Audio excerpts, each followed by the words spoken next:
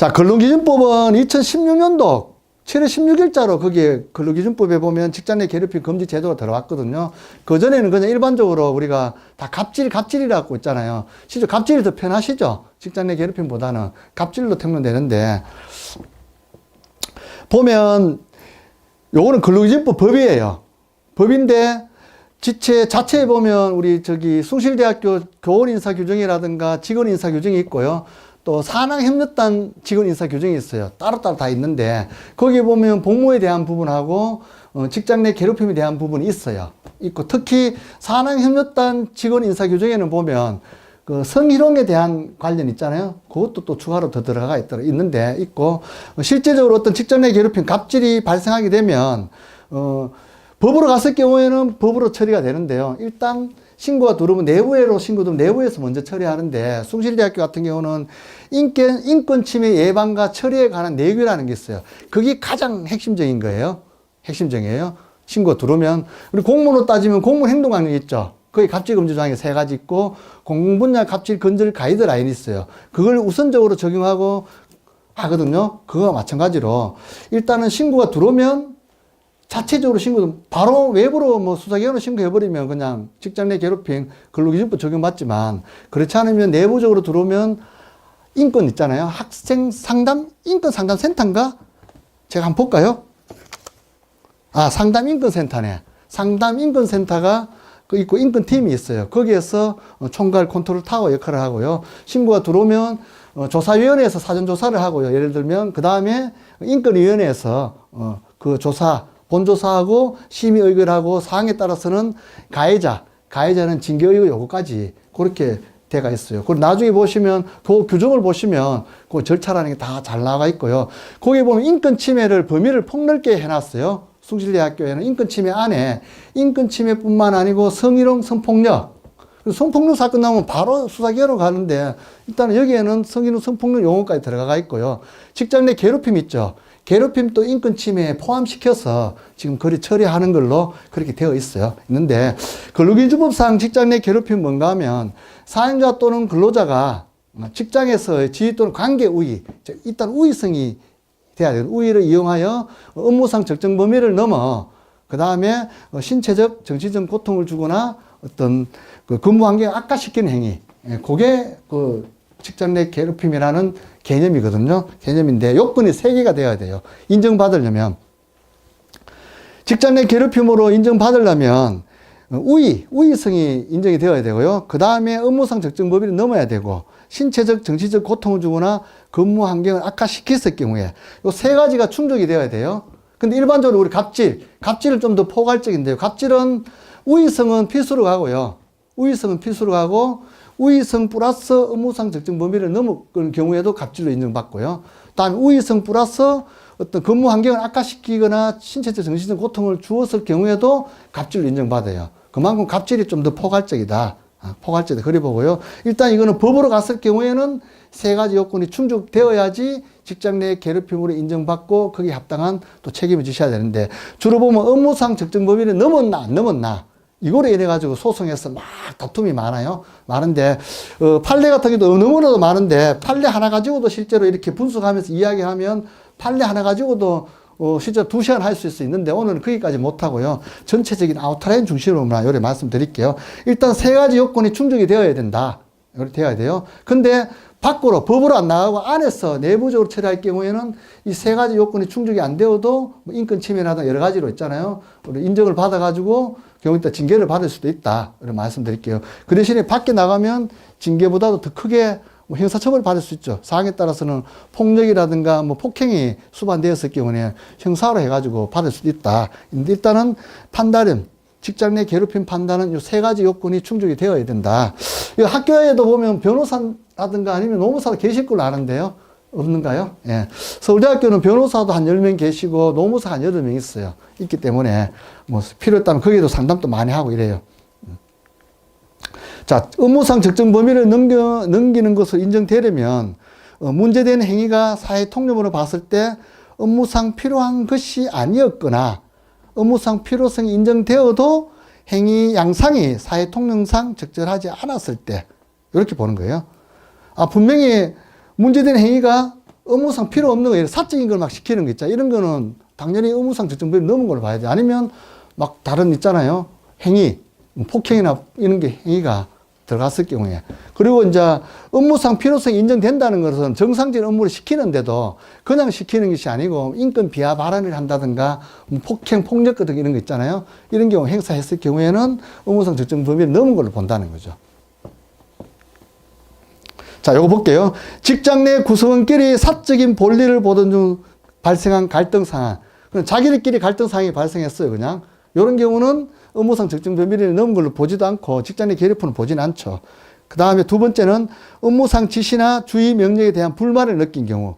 아, 뭐 상사가 이렇게 팀장님이 아니면 과장님이 아니면 뭐 학장님이 뭔가 시켰는데 괜히 기분 나빠요, 그냥. 기분 나빠 불만을 가지는 거 있잖아요. 왜 새로운 업무를 가지고 오셔가지고 새로 말이 하게끔 하는 거야? 왜 다른 사람한테 업무 안 주고 내한테 시키는 거, 이렇게 불만 가지는 거. 이거는 아니라는 거죠. 직장 내 괴롭힘이 아니라는 거예요. 단, 폭행, 폭력이 행사되면 직장 내 괴롭힘을 인정받을 수 있지만 그냥 이렇게 시키는 건 아니다. 이렇게. 불만 가지는 거는 직장 내 그냥 불만만 가지는 것은 직장 내 괴롭힘으로 인정받을 수 없다. 이런 말씀 드리고요. 업무상 필요성 여부 판단을 어떻게 하나. 이거는 이제 사무분장표 있죠. 가장 가까운 데가 사무분장표고. 일반적으로 뭐 사립학교니까 노동조합이 다 있을 거잖아요. 있고요. 뭐 근로계약, 단체 협약이라든가 취업규칙 이런 데 보면 기본적인 업무에 대한 게 나옵니다. 그걸 보고 또 판단한다. 이렇게 말씀드릴게요. 직장 내 괴롭힘 최종 판단은 이제 뭐 법으로 넘어가면 당사자와의 관계, 친분이 어느 정도 되었느냐. 그런 경우도 좌우가 돼요. 그 다음에 장소나 상황, 뭐 피해자의 반응, 그 다음에 행위 내용이나 정도, 그 다음에 행위 기관, 뭐 순간적으로 uk해가 한번 한 것이냐, 지속적으로 계속 괴롭혀 온 것이냐, 여러 가지를 종합적으로 판단해가지고, 그래가지고 괴롭히라는 게 이렇게 판정을 한다. 이렇게 말씀드릴게요. 직장 내 괴롭힘 행위 예시 보면, 일단은 폭행이 들어가면 뭐 거의 그냥 인정받는다 보시면 돼요. 예. 폭력, 위협이나 폭력, 욕설, 그 다음에 신체적 비하 발언 이런 거 있잖아요. 아, 너는 뭐 어떡저떡 하면서 경우에 따라서는, 부모님 머리 빗 떼어가지고 있잖아요. 막 하는 경우도 있어요. 사람이 감정의 동물인데 신체 비하 발언, 이런 경우. 그 다음에 사적 심부름. 그 다음에 뭐 요즘은 회식이라는 문화가 많이 없어졌잖아요. 음주 문화, 저녁 회식 문화 많이 없어졌는데 뭐 강제로 참여하게 하는 이런 경우도 직장 내 괴롭힘을 인정받는다. 따돌림. 이 따돌림은 요즘은 상급자 아니고 하급자가 있잖아요. 똘똘 뭉쳐가지고 상급자를 따돌림하는 경우도 꽤 많아요. 이거는 갑질이에요. 의리하는 갑질. 일반적으로 을직을 하는데 의리하는 갑질이에요. 이런 경우도 계속 비율이 늘어나고 있어요, 지금요. 상사를 막 왕따 막 시키고 이래요, 지금. 그 비율이 한 2%에서 지금 거의 10% 이상 올라왔어요. 최근 한 5년 사이에. 계속 또 늘어나고 있어요, 이게요. 그리고 인사에 대한 뒷담화나 소문, 허위 사실 이런 거 있잖아요. 이런 경우도 직장 내 괴롭힘이 될 수 있다. 이걸 들음으로써 그분이 엄청나게 피해를 볼 수가 있잖아요. 평판도 떨어지고, 그럴 수 있다. 그 다음에 업무에 대한 일할 수 있도록 비품도 주고 해야 되는데 안 주는 거예요. 아무것도 안 주는 경우. 이런 경우도 있어, 실제 사례는.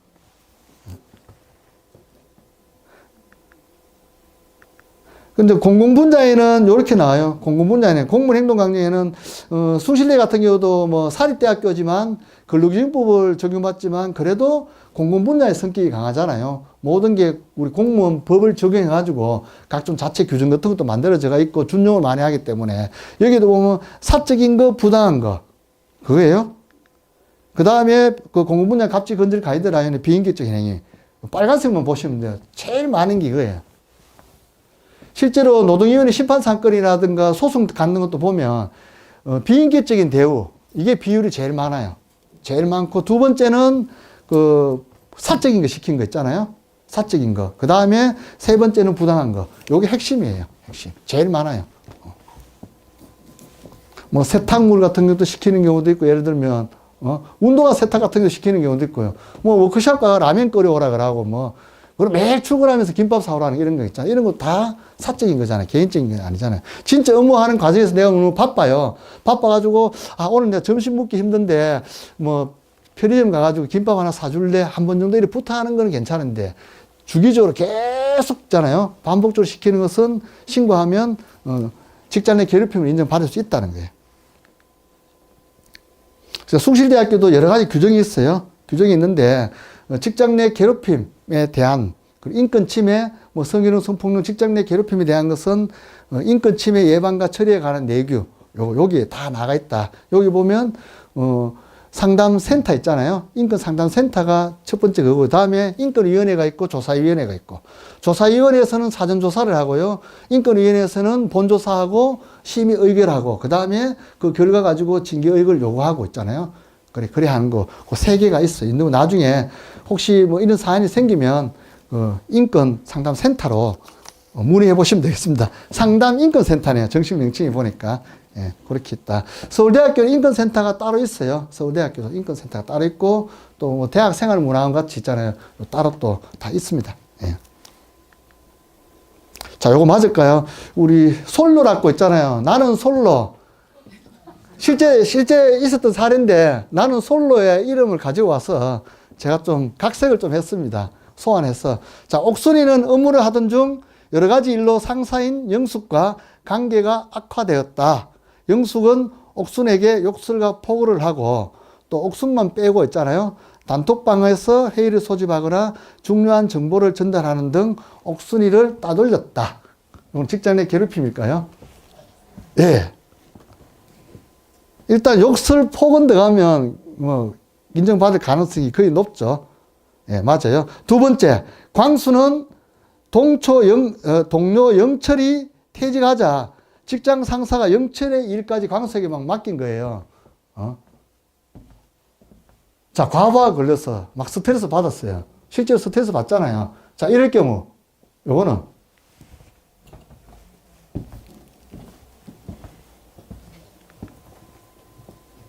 자, 요거는 이제 직장 내 괴롭힘에 해당되지는 않는다. 일시적으로 업무가 이렇게 늘어나기 때문에 주는 경우. 제 같은 경우도 제 사무실 지금 육아휴직이 2명 가가 있어요. 요즘 남자분들도 육아휴직 많이 하세요. 남자분 1분, 여자 1분, 2분 가가 있는데 보충은 안 해줘요. 그러니까 나누어서 업무를 하거든요. 하고 있어. 그 대신에 뭐 대체 직무 수당은 조금씩 몇만 원, 얼마 안 돼요. 몇만 원 받는데 나눠서 하고 있어요. 그럼 내년 1일자 지금 우리 직원 채용하고 있는데 내년 1일자로는 2명 중에 1명이라도 배치 좀 해주시면 좋겠어요. 그리고 이런 경우는 직장 내 괴롭힘에 해당되지 않는다. 우리 교수님도 보면 우리 대학원 뭐 제자분들 있잖아요.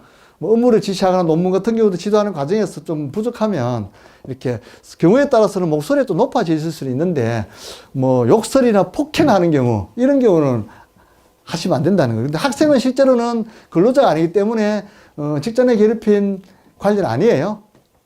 적용 대상은 아니지만 또 자체에 있잖아요. 인권 침해 이 규정에 따라 갑질로 인권 침해로는 인정받을 수 있기 때문에 그렇다. 그리고 이런 경우는 근로자로 인정받을 수 있어요. 랩실에서 아니면 연구 과제를 하는데 연구원이나 보조연구원이 들어와서 계약관계, 종속관계 이루어졌을 경우에는 근로자로도 인정받을 수 있어요. 그런 부분 말씀드리고요. 다음에 세 번째는 형이 많은 영식이 회식을 하면 3차까지 가는 것을 즐긴다. 현숙은 회식이 재미없어서 집에 일찍 가고 싶지만 영식의 눈밖에 날까 두려워 끝까지 남아 있었다. 자, 두 번째, 영자는 회식을 하면 직원들에게 춤과 노래를 시키고 중간에 집에 가는 직원이 있으면 다음 날에 회식도 업무의 연장생산이라면서 그 직원을 불러가지고 빠지지 말라고 강요한다. 이런 경우는 보면 위에는 괴롭힘이 본인이 그걸 강요한 건 없잖아요. 본인이 뭐 가고 싶으면 가면 되잖아요. 요즘 뭐 회식 참석 안 하고 어디 일찍 간다 해가지고 상사들은 누가 얘기하는 사람 거의 없어요. 없는데, 그리고 두 번째는 이제 강요했죠. 그래서 직장 내 괴롭힘으로 인정, 해당된다. 또 네 번째, 상철은 다음 주 중요한 행사를 앞두고 소속 직원인 순자에게 보고를 지시하였고, 순자가 수차례 계획안을 보고하였으나 상철은 행사 컨셉과 맞지 않는다며 계속 보완을 요구했다. 제가 상시역 발음이 잘 안 돼요. 잘 안 돼요. 억양이 있잖아요. 그래가지고, 이런 경우.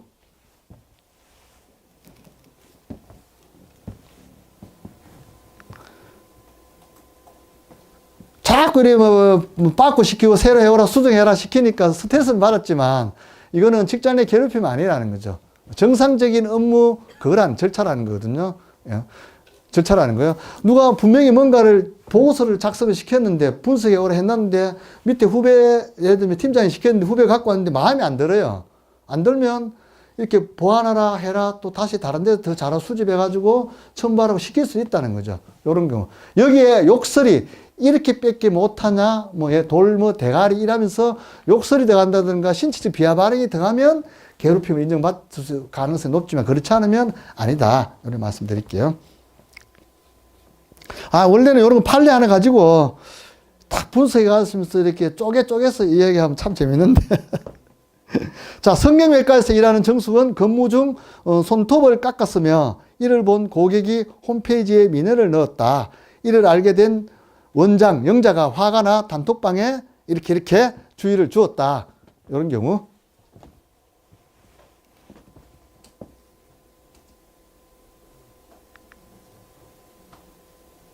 자, 근무 중에 손톱 깎는 건 좀 그렇잖아, 사실은. 그죠? 그렇기 때문에 요 주의 준 거는 업무상 적정 범위를 넘었다가는 볼 수는 없죠. 또 제가 반복적으로 얘기하는데, 업무 중에 손톱을 깎으면 어떻게 하나, 이식 하면서 막 욕을 한다든가, 뭐가 때린다, 이러면 안 된다는 거예요. 그러면 100% 직장 내 괴롭힙니다. 그 단톡방에 올린 것도 이 정숙을 망신 죽이려고 한 건 아니고, 특정인을 또 지정하지는 않았잖아요. 물론 지정하지 않아도 대충 알겠지만 지정하지 않았기 때문에 이거는 괴롭힘이 아니다. 요거 실제 그 사례예요, 실제 사례를 조금 각색한 겁니다, 제가. 자, 매일 지각하는 옥순에게 팀장인 영숙은 옥순에게 매일 출퇴근 기록을 제출하라고 요구하고 화장실을 갈 때마다 보고하고 가라고 지시하였다. 이런 경우는 직장 내 괴롭힘에 해당되죠. 출퇴근 기록을 넘어서 있잖아요. 화장실 가는까지 보고하는 것은 넘었다. 이렇게 보는 겁니다. 자, 요거 하나만 볼게요. 그러면, 요거는 실제 대학교 사례예요. 사립대학교 사례인데, 주임이 여자 주임이에요. 요즘 직장 상사도 여자분들 많으세요. 여자 주임이고 기간제는 남자 기간제인데, 남자 기간제가, 신고를 했어요. 피해자한테 계속 업무 능력이 이것밖에 안 되냐, 나이가 이런데 지금 이렇게 기간제가 되겠나, 그러고 있잖아요. 엄청나게 했으면 하고요. 또 이제 기간제에서 정규직 2년 지나면 무기직 될 수가 있잖아요. 그런 부분부터 시작하고, 외모 비하, 밥 먹는 속도, 심지어는 우리 더우면 땀이 많이 나잖아요. 땀 나면 제일 먼저 콧등에 땀이 많이 나죠. 닦잖아요. 닦는데, 이 콧등에 땀 닦는 거 가지고도 있잖아요. 너는 그렇게 코에 땀을 닦을 수 있지만 다른 사람 보기에 너무 지저분하게 보인다. 그리고 코 크다고 자랑하냐. 이런 말까지. 실제로 판례를 보면, 판결문 보면 판결물이 한 28장 돼요. 저는 다 읽었거든요. 읽었는데 28장. 심각해요. 심각한데, 신고했어, 여기가. 신고했어요. 직장 내 괴롭힘으로도 신고하고, 복무 위반으로도. 이분이, 자녀를 키우다 보니까 피곤하니까 주임이 하루에 한 20, 30분씩 책상에 엎드려 잡는 거예요. 일일이 다 기록해 놓은 거예요. 가끔은 탕비실에 가서 잔 거예요. 다 기록해 놓은 거예요. 그리고 밖에 무단 외출했다가 근무사항부 안 달고 들어온 거 다 기록해 놓은 거예요. 그래가지고 됐는데, 그리고 그 전에 2건, 유사한 갑질, 직장 내 괴롭힘 유사한 사건으로 2번 징계를 받아 3번은 감봉받고, 그 다음에는 정지 3개월, 감봉 3개월, 정지 3개월 받았는데, 그 다음에는 이제 해임 파면이 맞겠죠? 해고 맞겠죠? 그래서 학교에서 해고를 시켰습니다. 억울하다. 그래서 지방노동위원회 있잖아요. 구제 신청을 했어요. 징계 구제 신청을 했는데, 지방노동위원회에서는 해고 맞다. 정당하다 이랬어요. 근데 중앙노동위원회에서는 해고는 너무하다. 직장 내 괴롭힘은 맞는데 해고는 너무하다. 그래서 해버린 거예요. 그래서 이제 억울하다. 학교에서 이제 소송을 걸은 거죠. 정식 소송을 걸었는데 1심에서도 그렇게 결과가 나왔어요. 직장 내 괴롭힘이 맞는데 해고까지 하는 거는 과하다. 학교에서 또 억울하다. 고등법원에 또 항소했어요. 고등법원에 항소했어요. 항소했는데 고등법원에서도 그래, 해고는 너무하다. 그럼 대법원까지 가야 되잖아요. 근데 안 가고 학교에서 포기했어요. 포기하고 고등법원으로 종결되었던 사안이었다. 이렇게 말씀드릴게요. 그만큼 사람 처음에 뽑을 때 잘 뽑아야 돼요. 없고, 한번 들어오면 해고시키기는 쉽지 않아요. 서울대학교에서도 징계로 해고다는 경우 있는데, 뭐, 공금횡령 이런 거는 바로 쉽게 할 수 있는데, 이런 사항, 갑질로 해고당한 경우는 지금 없어요. 징계받은 경우는 많아요. 근데 아니면 본인이 나중에 사표 내고 나가는 경우는 있었지만, 해고가 그리 쉽지 않더라고요. 계속 소송 가니까 몇 년씩 가더라고요. 이런 경우도 있었다. 그래 말씀드릴게요. 요거 판례 하나 가지고만 하도 정말 재밌는데, 안에 내용만, 별 희한한 내용 다 있어, 진짜. 요 부분은 불인정 사례예요. 문서 같은 경우 아까 앞에 거와 비슷해요. 계속 반려해가지고 보완해오라 이런 거죠. 그런 상황인데, 이런 경우는 불인정 받았다. 물론 자꾸 상사가 다시 해오라 하면 스테레는 받죠. 스테레는 받지만 업무상 적정 범위는 넘어지 않은 것으로 봐가지고 요거는 불인정되었던 사례다. 이렇게 말씀드릴게요. 근데 경우에 따라서 자체에서 할 때는 직장 내 괴롭힘이나 갑질로 해가지고 인권침해를 해가지고 징계는 갈 수는 있긴 있을 수도 있어요. 근데 일단 법으로 가면 세 가지가 충족이 되어야 되기 때문에 이런 경우는 불인정되었던 사안이었다. 실제로 이것도 1심까지 간 거예요. 소송까지 간 거예요. 자, 영상 요거 뭐 한두 개 보고 마무리 하도록 할게요. 손님이 주문한 음료를 전달하고 손님에게 인사합니다. 어떤 지시를 기다리는 것처럼 그쪽에서 한참을 서 있기도 합니다. 모두 카페 직원이 아닌 전북 김제시청 공무원입니다. 시청국장이 아들 카페 개업식에 그와 직원들을 동원하면서 이른바 갑질을 한 것으로 경찰 조사에서 드러났습니다. 일단 이런 거 없었어요. 기관장님들 경조사 생기면 가서 저는 주무관 때 많이 했는데요. 그러면 어서오세요, 안녕하세요 하고 신발 정리도 하고 뭐 이래 많이 했거든. 지금은 그렇게 하시는 분 없으세요. 없는데 예전에 오래전에 20년, 25년 전에 했어요. 근데 이런 경우도 뭐 개업한 카페 있잖아요. 그 동원한 거죠. 동원했는데 징계위원회에서 정직 3개월인데 뭐 징계위원회는 또 바보분들이 아니잖아요. 뭐 국장님은 나는 강제 동원한 거 아니다. 자발적으로 왔다. 그랬지만 사실관계 조사해보니까 맞거든요. 맞아서 정직 3개월을 받았던 사안이다. 요거는 사적인 거 시킨 거고 본인이 국장이라는 그 직무 권한을 가지고 부당하게 했잖아요. 뭐 지시한 거죠. 예, 그런 경우다. 그리고 여기 동원되었던 19명. 이거 얘기하고 또 가는데 19명 있잖아요. 이분은 어떻게 됐을까요? 복무 위반이잖아요. 직장 근무지를 무단 이탈한 거잖아요. 근무사항부 안 달고. 원래는 징계 대상이죠. 근데 이런 경우는 그냥 주의 경고로 강제로 동원되었다. 이렇게 봐서 주의 경고로 종결되었던 사안이었다. 구두 주의 경고로요. 문서는 아니고. 그리고 건의기. 학교에도 이런 게 있을 수 있어요. 학교에도 있을 수 있어요. 예를 들면.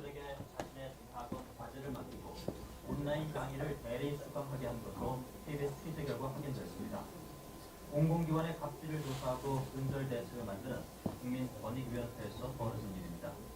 탐사K 임재성 기자가 보도합니다. 국민권익위원회 2급 공무원 A 국장. 2018년부터 3년째 서울의 한 사립대학에서 박사과정을 뵙고 있습니다.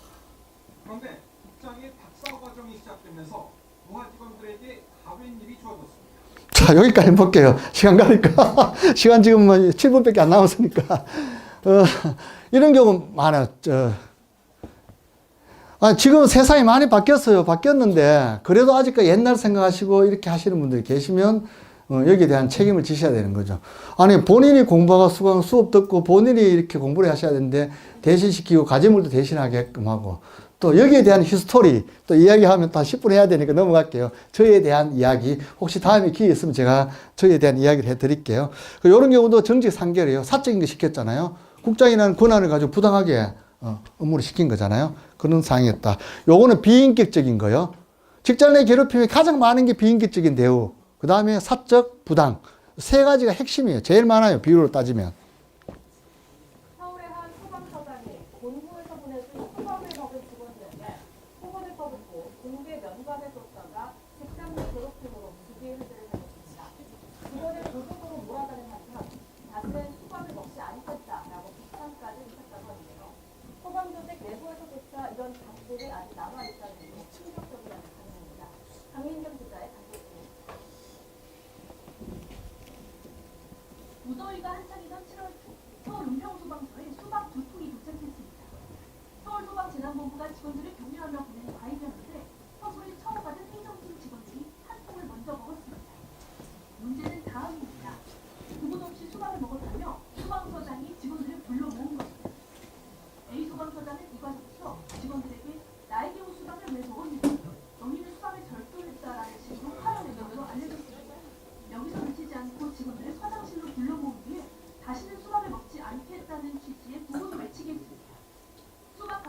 자, 여기 언론에 조금 잘못 보도됐는데, 처음에는요, 신속 정확한 보도인데 조금 정확하게 보도되지 않아가지고 댓글에 막 달렸거든요. 실제로 보면 수박을 먼저 드신 게 아니고요. 처음에 같이 먹고 남은 걸 냉장고에 넣어 놨다가 다시 이렇게 이제 서장 없이 먹은 거거든요. 그런데 요건을 해가지고 이제 신고 당하고, 직위 해제 당하고 일주일 후에 징계위원회 열렸는데요. 그거 됐어요. 강등이면 보통 지방 소방서장이면 4급 서기관급이거든요. 강등이면 5급 사무관으로 떨어지고 3개월 정직, 3개월 직위 정지되는 중징계 받았던 사안이었다. 근데 이거 한 번만에 신고 갔겠습니까? 평소에도 막 많은 사람 앞에서 막 면박 주고 막 이랬대요. 그게 모이고 한 방에 뻥 가버리는 거예요. 그런 경우다. 그리고 이런 경우는 또 교수님 같은 경우도 이제 조교나 학생들하고 관계, 또 우리 직원들하고도 있잖아요. 그런 관계에서 이렇게 받는 경우가 있어요. 가끔요. 있다. 여기도 핵심은 뭐예요? 욕설이나 폭언, 폭행, 뭐 비인격적인 행위, 그거 들어가면 있잖아요. 다 해당이 되는데, 그렇지 들어가지 않으면 괜찮아요. 이런 것도 감봉 받았던 사안이었다. 말씀드릴게요. 논문 지도비가 학교에서 예산이 나옵니다. 많지는 않지만. 나오는데 별도로 또 학생들을 각출해가지고. 근데 학생들이 주로 자발적으로 각출해가 주는 경우가 많거든요. 많은데 또 신고 들어가니까 또 참 그렇더라고 보니까. 요렇게 해가지고 뭐 요런 것도 정직 3개월. 정직 3개월은 중징계예요. 그 다음에 학생들한테 이제 뭐 이렇게 막 학생을 강하게 키우시려고 그러신지 몰라도 막 이렇게 좀 이래 했어요. 이렇게 막 머저리 같은 놈 그러면서 막 이렇게 한 경우 있었다. 뭐 단 둘이 있을 때는 그나마 두 분이 계실 때는 그나마 덜한데 많은 사람 계시는데 앞에서 하면 정말 그 자존감이 많이 떨어지거든요. 이런 경우도 있다. 한 건만 더 보고 마무리하도록 할게요. 교수님이 막 이제 막 편가르기 하는 경우 이런 거 있잖아요. 그리고 나는 너희 아버지와 마찬가지야. 앞으로 아빠라 불러 이런 거 있잖아요. 이런 거 해가지고도 감봉 받는 거 있고요. 또 뭐 공개된 장소에서 뭐 폭언, 인격성 모독 이런 경우는 해임되는데 요거는 자세한 거는 실제 판결문이 다 봐야 되는데 아마 성추행건하고 다 연관되었을 거예요. 그런 걸 민감한 분 좀 뺐기 때문에 그런데 해임까지 되려면 그냥 해임이 쉽지는 않거든요. 해임까지 되려면 아마 성추행건하고 다 연관이 되었다. 자세한 거는 필요하시면 제가 판결문 구해가지고 자, 요 영상이 뭔가, 여기 사진이 뭔가 하면요. 혹시 아시는 분 계시는가요? 사진. 요게 콘크리트에 있잖아요. 못을 딱 박았다가, 뺀 자국이죠. 좀 흉측하죠. 흉측한데, 그래도 요거 페인트 칠 있잖아요. 새로 시멘트 칠 새로 싹 하고, 페인트 칠 새로 싹 하면 깔끔해요. 근데, 사람의 가슴 속에 박힌 상처 있잖아요. 엄청 오래 갑니다. 저도, 주무관 때, 누구한테 그 당했던 아픔이 있잖아요. 아직도 저는 가슴이 갖고 있어요. 너무나도 있잖아요. 충격받고 자존심 상해가지고. 그렇기 때문에, 사람 마음에 상처를 주지 않는 그런 있잖아요. 갑과 을이 있지만 서로 갑과 을이 조직의 미션과 목표 달성을 위해서 종행하는 그런 조직을 만드시는 우리 선생님이 되셨으면 합니다. 요것만 보고 마무리할게요. 예? 진짜 위기는 뭔지 아십니까? 위기인데도 불구하고 위기인 것을 모르는 것이 진짜 위기입니다. 그보다 더 큰 위기는 뭔지 아십니까? 위기인 걸 알면서도 아무것도 하지 않는 것이 바로 더 큰 위기입니다. 그리고 위기인 걸 알면서 아무것도 하지 않으면서 나 혼자 살려고 하는 것, 그것이 우리에게 닥친 가장 큰 재앙이자 절대 해서는 안 될 일이 바로 그겁니다. 저 위기를 예를 들면 갑질이나 직장 내 괴롭힘을 아니면 부패로 대입시켜서 보시면 느낌이 더 오실 건데요. 첫째는 오늘 교육하는 목적이 그거잖아. 좀이라도 알기 위해서 하는 거고요. 알면 어떻게 해야 되겠어? 실천해야 되잖아. 실천하지 않으면 의미가 없잖아요. 그 실천이 중요하고 그 다음에 나 혼자 실천하면 안 되죠. 주변에 이렇게 관심 가지면서 보시면 보이는 거 있잖아요. 잡아주시고 같이 또 이렇게 동행할 수 있도록 해 주셔야 된다. 그래서 제가 이 영상을 보여드린 거예요. 그럼 오늘 핵심 키워드는 관심, 실천. 그 두 개는 꼭 가지고 가셔서 현업에서 적용하시고요. 또 가정에서도 적용하시는 우리 선생님이 되셨으면 하는 게 저희 바람입니다. 혹시 질문 있으시면 질문해 주시고요.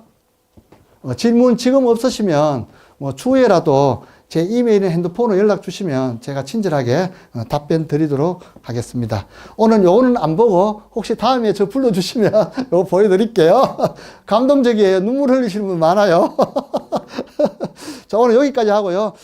정말 너무 시간이 12시가 됐는데요. 보통 한 11시 40분에 점심 드시러 다 가시는데, 그래도 이렇게 모든 대부분의 우리 선생님들이 남으셔가지고 열정적으로 들어주시고 질문도 해주시고 정렬이라고 손도 들어주시면서 이렇게 해주셔서 너무 공감해 주셔서 너무 감사드리고요. 항상 건강하시고 행복하시길 응원해 드리겠습니다. 또 인연이 되면 또 다음에 뵙겠습니다. 고맙습니다.